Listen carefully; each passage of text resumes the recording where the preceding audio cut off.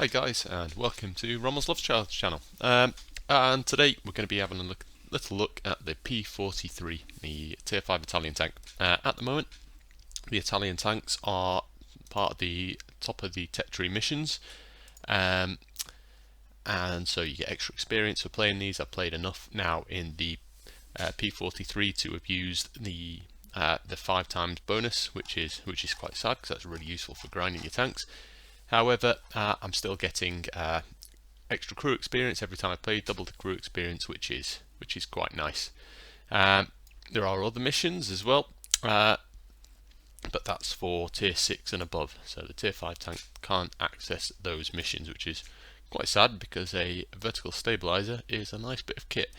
Now we're going to look at the P43 today. I think this is a beautiful tank.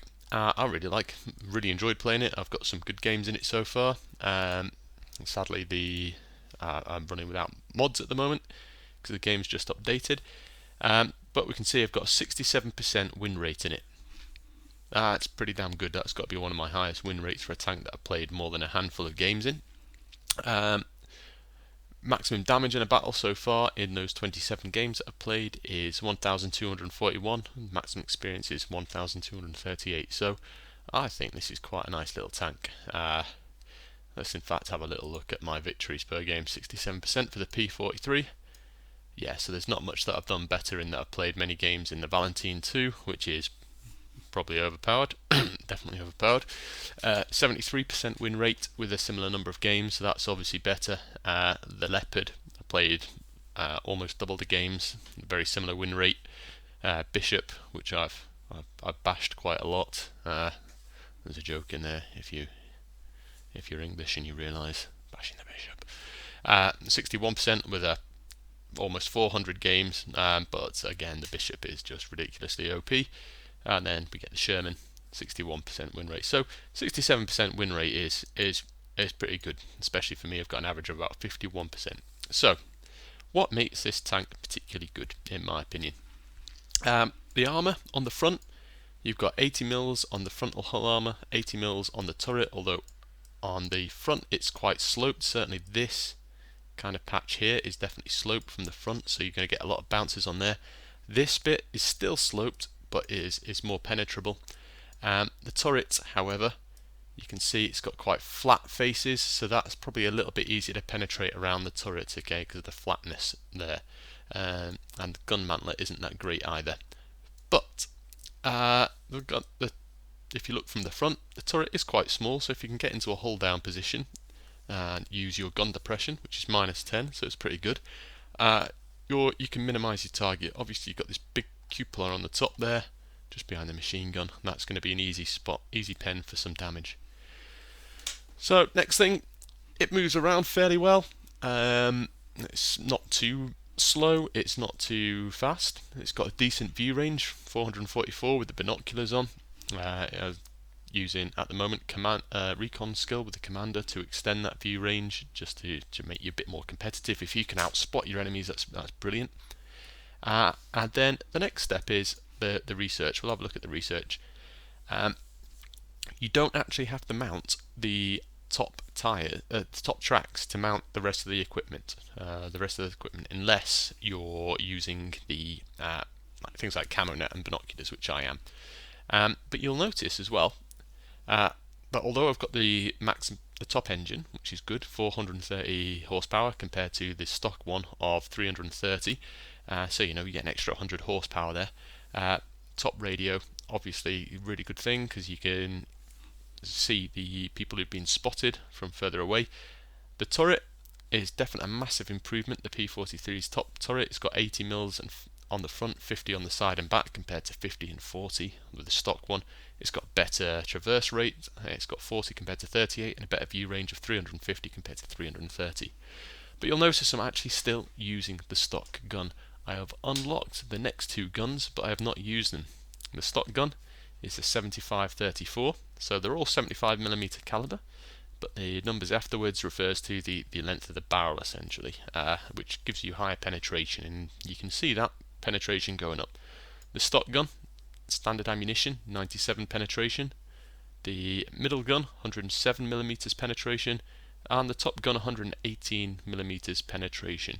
So we've got what, 21mm of extra penetration between the stock gun and the top gun. So why do I use a stock gun then? Why did I stay with that? There's a few things. Firstly, you'll also notice between the first and the second, the rate of fire goes down. So I wouldn't recommend the second gun, and the aim time goes up.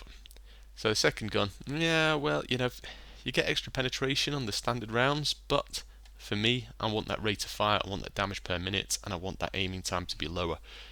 Because that, for me, with my style of play, is gonna do more damage. I like to aim and to fire and to keep firing and try and keep the enemy in my crosshair and keep pumping lead through them. So, ignoring the second gun and just comparing the top gun with the bottom gun, they've got the same rate of fire. The top gun has got, as I said, 21mm more penetration with standard ammunition. It's got 16 more penetration with the premium ammunition, but it's got about half the penetration with the HE shells. And the HE shells with 175 average damage are actually pretty good with this gun. At tier 5, you can pick a lot of the tanks, certainly the American open top tank destroyers, and you can rip through those with this high explosive gun. So I recommend, personally, for my style of play, sticking with the high explosive on this gun. You'll also notice the aim time is 2.2 seconds compared to 2.4, and that for me is an important thing as well. I like to be able to aim. I like my shots to be fully aimed. For crew skills, I've not got 100% crew skill. Obviously, the commander, I'd recommend Sixth Sense if you've got 100% crew. I think that's essential for almost everything. Apart from that, though, recon is always good. But if we look at the other skills for the commander, repair, you could also go for potentially concealment. Brother in arms, when you finish, that'd be great. Situational awareness, if you're going to stick with this tank, would be good as well. Gunner, snapshot, I think for a medium tank where you're going to be moving a lot of the time and swerving your turrets, snapshot is great, improve that accuracy. Again, you could also go for repair, you could also go for concealment. Both of those two would be okay as well. Driver, for the driver on a medium tank, it's got to be, for your first skill, or most often it's got to be the smooth ride. So when you're moving, your aim circle is smaller, so you're going from less of a big bloom, and that's a skill as well, so that's a good thing. So it improves gradually over time. Then after that, again, repairs, concealment. Brother in arms is obviously great for any tank if you can get more than one crew skill, but you want your commander to have Sixth Sense as soon as possible. Loader, I'm not a massive fan of many of the loader skills like Intuition or Adrenaline Rush and Safe Stowage. Safe Stowage has its benefits, like on the T54 and the T44, which are basically massive ammo racks on wheels. It's useful there, although how useful I don't know. But with the loader, because it's a medium, I'm going to go for repairs because I want that first, and then after that I'll go for concealment, firefighting, that kind of thing.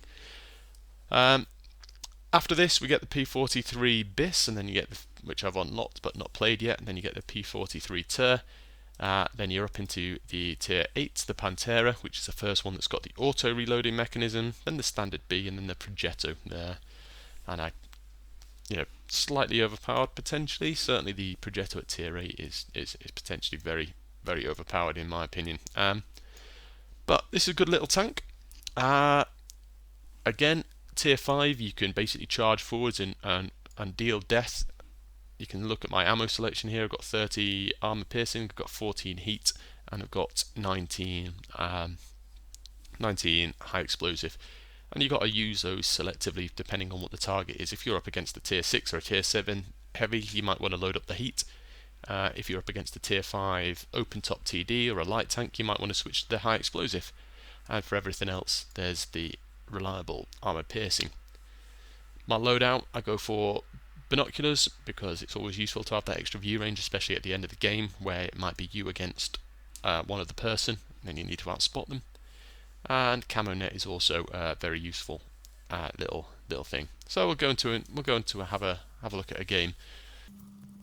Drink accompaniment for today is a bottle of Adnams Broadside. Very good dark ale from Suffolk, 6.3%. So it's Southwold, Suffolk. I think that's Suffolk, isn't it? 6.3%, rather potent beer, but very tasty. One of my local pubs when I was growing up used to have a Broadside on tap on the cask. Oh, great! But you'd have a few and then you'd be on the floor. Anyway, to the business. We're on mines. It's tier 6. So where to go? I'm definitely not going to go up on the main hill because I'll get wrecked from all the snipers.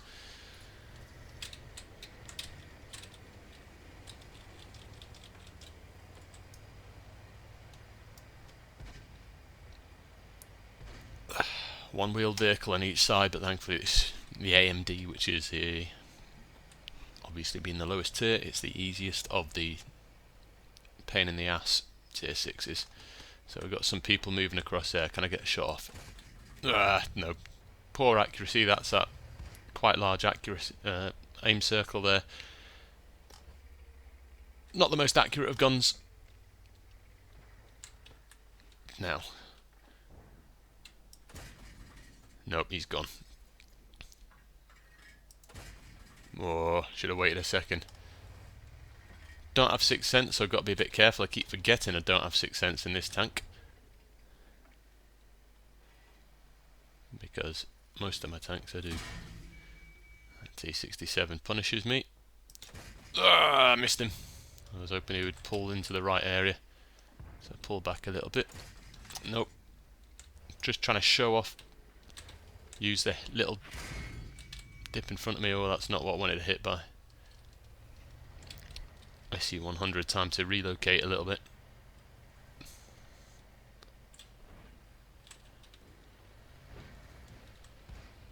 Going to try and get in this divot here, where I can hopefully get a bit hull down, but I'll be a bit at risk of arty. M7, fuck all you family gay bitch. Ah, that was charming. Who was that? ELC Biss, who is probably dead. So I've definitely been spotted. 177 damage on that T67. That's what I mean about those high explosive shells. Another T67 punishes me. It's time to fall well back. This flank is fucked. In fact, I imagine this game is probably pretty fucked.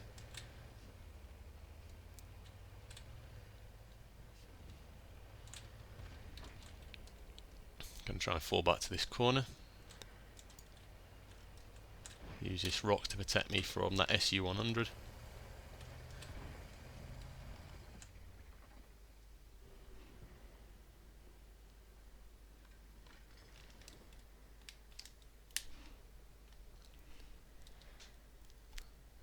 Arty is aiming. I don't know what the toaster is doing coming up behind us there. With his gun pointed right in the air. Suicide run by the looks of it. Well, it's possible that me and the T67 have got them so scared that they're not pushing forwards. I can only think that Tank 12 there in his toaster is a bit special.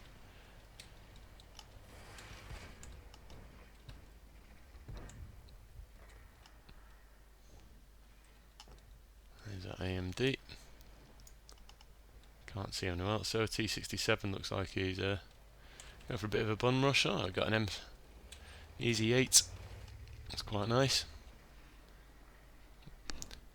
39 hit points, so I have to be, and no 6th sense. I have to be a support tank. I cannot be the one who goes forwards.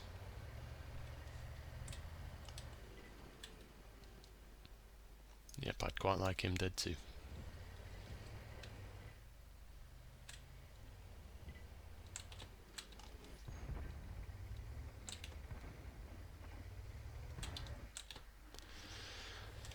Yep, T67 was indeed a bit special.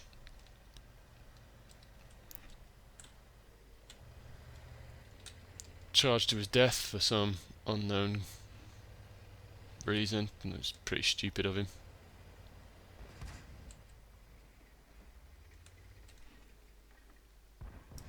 Oh, that was a terrible decision. Artie straight in there.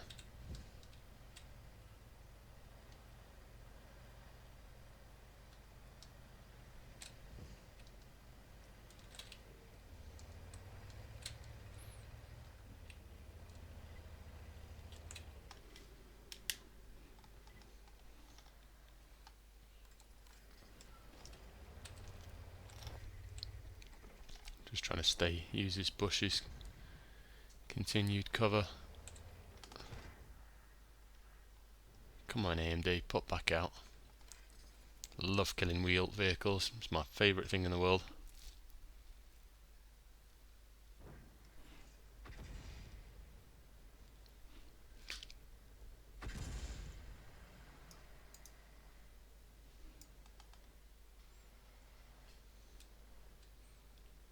Quite a tense game this. Could go either way.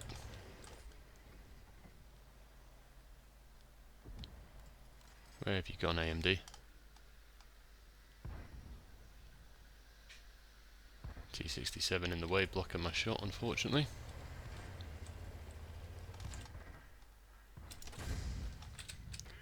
Snap! In the words of Klaus Kallerman. Ooh, that was close.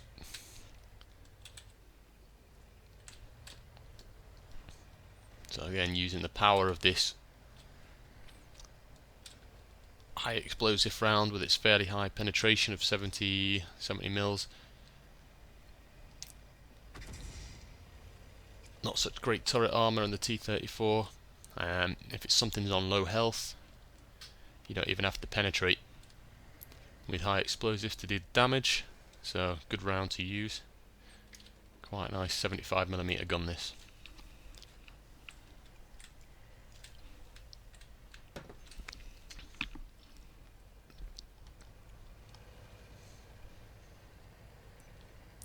Taking huge risks here, bearing in mind I don't have that sixth sense.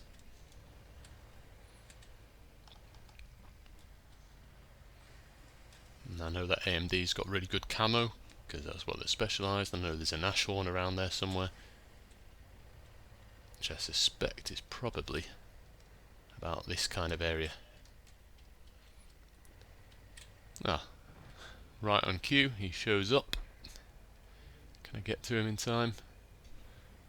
Heavy tank number 6 is on the hill for some bizarre reason. If I can get up behind that Nashorn, even better, because he'll take a while to turn around, and I should be able to blast him with this HE, and I'll go right through him like a knife through hot butter. Sadly, don't get that opportunity.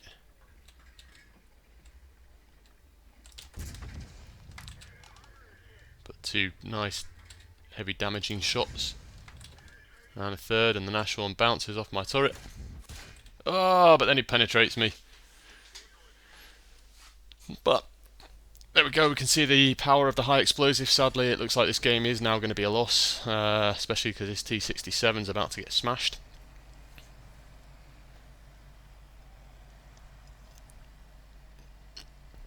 You never know, this sticker max at the back could absolutely wreck the enemy team. He's got a good gun. But we'll just have to see. I'm going to stop the recording now, and we'll have a look at the battle results when it finishes. So the battle was indeed won, thanks to that the Dicker Max, who got the last kill on the Type 6 Heavy, or the heavy tank number 6. Did 928 damage, 1 kill, 551 experience, 245 damage blocked by armour, thanks to that shot from that Nashorn, which didn't penetrate. It goes to show the power of the high explosive on that tank. So what I recommend then is you, at tier 5, you use this tank quite aggressively. You can push the front, you can penetrate the heavy tanks in the front with this relatively good 97mm penetration on this gun, and certainly if you need to, you can switch to their heat, and then you've got 130 penetration. Against lightly armoured tanks like the T67 and things like that, you can use this high explosive round with this 70 mils of penetration. You will not have a trouble penetrating quite a lot of tanks at tier 5, unless you hit them in the tracks, which will absorb it, or unless they've got spaced armor. So I recommend definitely using the stock gun. My upgrade path would be, first thing, I would go for the upgraded turret, because it gives you 80 mils on the front of the armor and 50 mils on the side and the back, which is much better than the stock turret. You get a better traverse speed. Instead of 38 you get 40, and instead of 330 meter view range you get 350 meter view range. So you're better at spotting, you're better at hitting your targets, because your turret's going to move quicker, and so you're going to require your targets better. Once you've got this, I would then go for the engine, because that's an extra, the top engine is an extra 100 horsepower, although it's 5% more likely to catch fire. It's not a massive issue there. I've not caught fire in this yet so far in my 27 games or 28 games now. So it's not so much of an issue, but that extra 100 horsepower means you're going to accelerate much quicker. Once you've got that, radio or tracks, doesn't really matter too much. Maybe tracks, so then you can start to mount equipment.